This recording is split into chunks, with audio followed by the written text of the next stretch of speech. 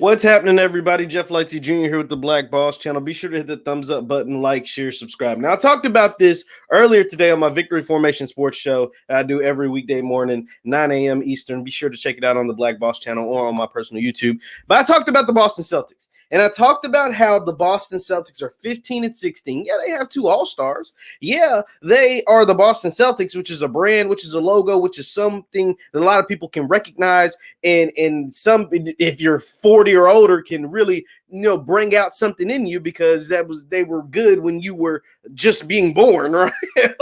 or were in your teenage years or early years of your life. But Boston is a brand, and Boston has 17 championships in the NBA, but they have been one of the scariest franchises over the last 3 decades, right? And here's what I mean. So Boston Celtics is one of the most notable brands in the entire league. You have the Lakers, you have the Knicks, and now you have like Golden State and the Bulls from back in the day, but like Golden State and now maybe Brooklyn and things like that, and even maybe the Cavaliers simply because LeBron was there for so long, that are really recognizable. Like people know as soon as you show them, you know what team, where they're from, whatever. And Boston's one of those brands, one of the few brands in the NBA like that, and it's been like that for essentially the duration of the creation of the NBA. But over the last 30 years or so, they've been one of the scariest teams, in particularly the last decade. I'm going to just really narrow. I'm not even going to do the whole 30 years. I'm going to do the last 10 years. And over the last 10 years, or really over the last 5, they've been one of the scariest teams in the NBA. And now they are in a position where they have the same amount of wins as the New York Knicks, who have been a laughingstock of the league for the last 20 years. Boston and the New York Knicks are in the same position right now as of today. They both have 15 wins. They both are in the playoffs, but it's a weaker Eastern Conference. But it's very sad to see how the mighty have fallen, and Boston has become the New York Knicks with green jerseys, right? Like that's what they've become. And here's what I mean by that. So Danny Ainge is the GM of the Boston Celtics. Brad Stevens, everybody tells me, is one of the best coaches in the NBA. Brad Stevens, everyone tells me, is one of the smartest guys in the NBA. Brad Stevens is what everybody tells me is what they say that he's like Eric Spoelstra, right? Eric Spoelstra's the ones with the titles. Eric Spoelstra's the one that led the Heat to the finals last year. That's what people try to come. You would think Brad Stevens has 2 NBA championships like Eric Spoelstra, right? Like you would think that he'd have a championship like Frank Vogel, or a championship like Tyronn Lue, or a championship like Rick Carlisle. No, he doesn't. He has 1 Eastern Conference Finals appearance, no NBA Finals appearances, but he's considered high regard, right? Like a couple years ago, most people would have put him right up under Greg Popovich in the NBA. But that's what the Boston Celtics have. They have Danny Ainge, they have Brad Stevens, which is supposed to be one of the young coaches. Boston was granted a gift almost a decade ago now. Well, not a decade ago, but like 5 years ago, or maybe a little longer than that. They were granted a gift when the Brooklyn Nets were bought by Mikhail Prokhorov. And the Brooklyn Nets became Brooklyn. Well, the New Jersey Nets were bought by Mikhail Prokhorov and moved to Brooklyn. And he was a Russian billionaire. He knew nothing about the NBA. He probably knew nothing about America, but he wanted to make a splash, right? He's in New York City. He's in a borough of New York. He's in Brooklyn. He got the building that he wants, the Barclays, the brand new stadium in the NBA, the brand new arena. And he wants to make a splash. He wants to bring some stars because the Brooklyn Nets they weren't winning. The New Jersey Nets weren't winning. So he wants to bring in some stars so we can get some winning so I can be the next, the big hot shot here in the NBA.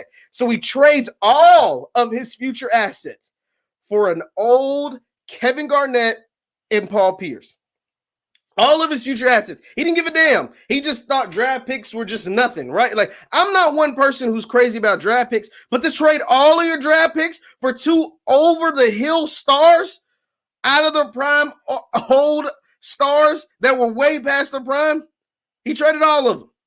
And those picks that he traded away for Paul Pierce and KG, who didn't even finish their career in Brooklyn, they ended up, I think KG went back to Minnesota. Paul Pierce played with the Clippers and then the Wizards, but neither one of them were any good by the time they got to Brooklyn.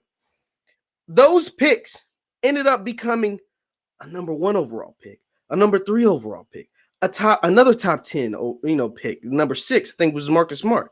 Like, they became really high, very, very high draft picks. Very, like, not like number 8 or number 12 or number 10 or something. We're talking about 6, 1, 3, like really, really high, at top of the draft boards. And those picks became players. They became Marcus Smart. They became Jason Tatum. They became Jaylen Brown. Like, they became some solid players.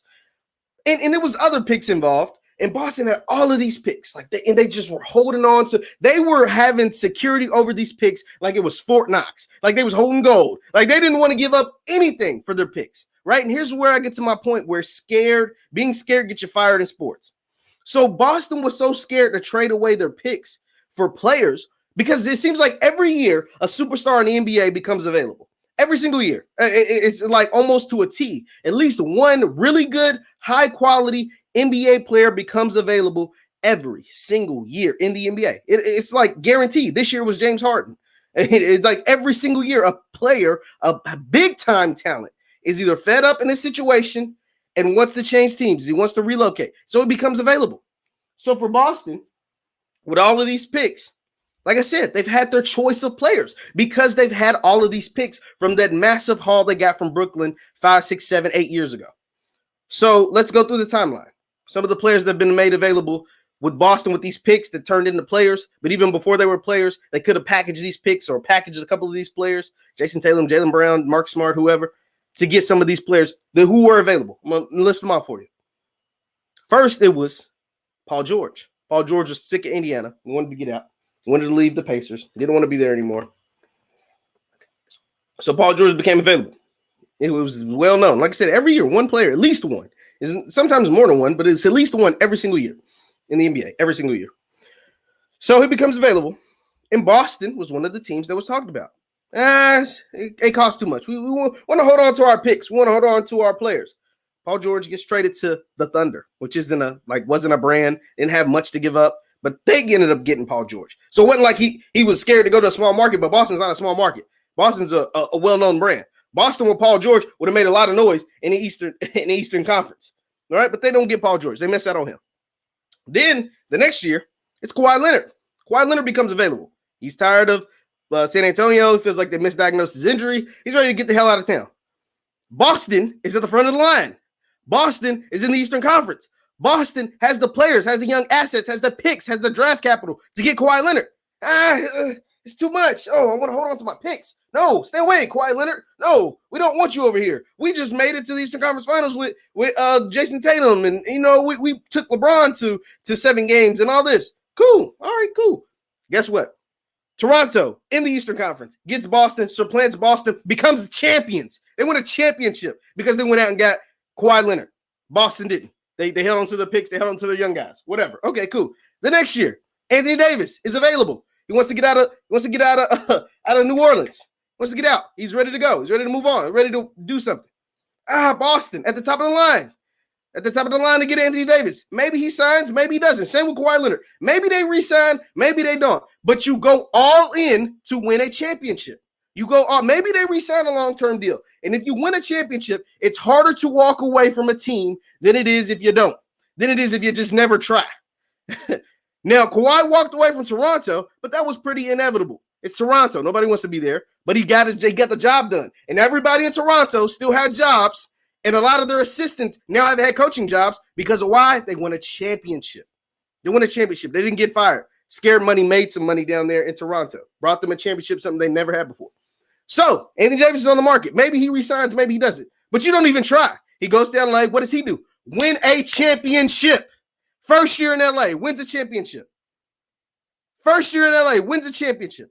In between there, Jimmy Butler hit the market a couple of times. A couple of times. You never make the move for Jimmy Butler. What does he do? First year in Miami, takes his team to the finals. Are you serious?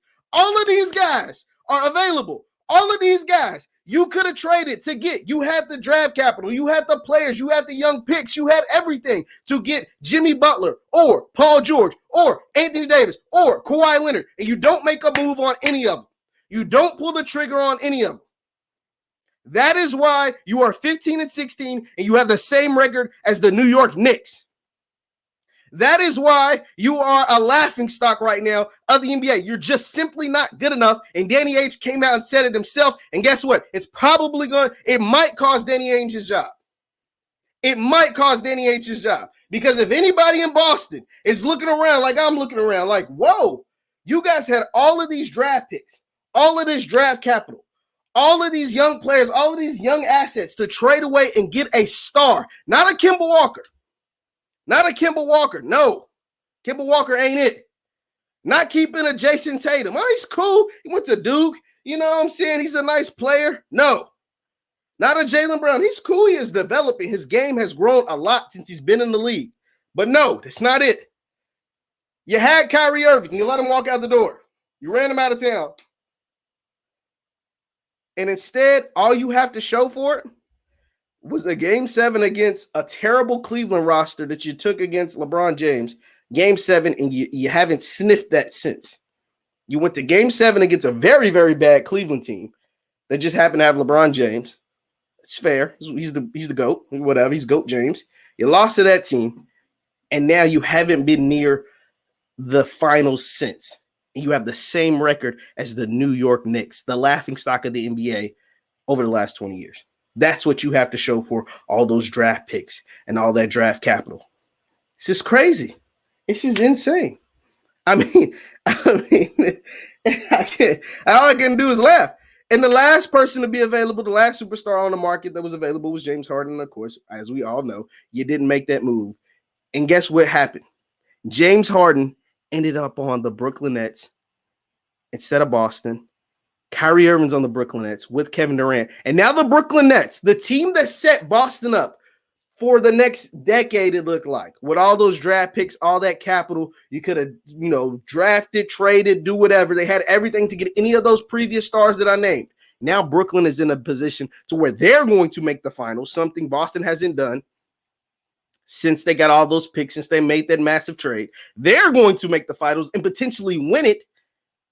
And Boston's going to be at home watching the team that they robbed of all their picks. They robbed Brooklyn for all their picks, all their capital, all their stuff. And Boston's going to be watching them in the finals and potentially hoisting up the trophy, the championship trophy, while they're at home looking like the New York Knicks. This is when life hits, it hits hard. And that's in sports and that's in everything. And Boston just got hit by a damn sledgehammer.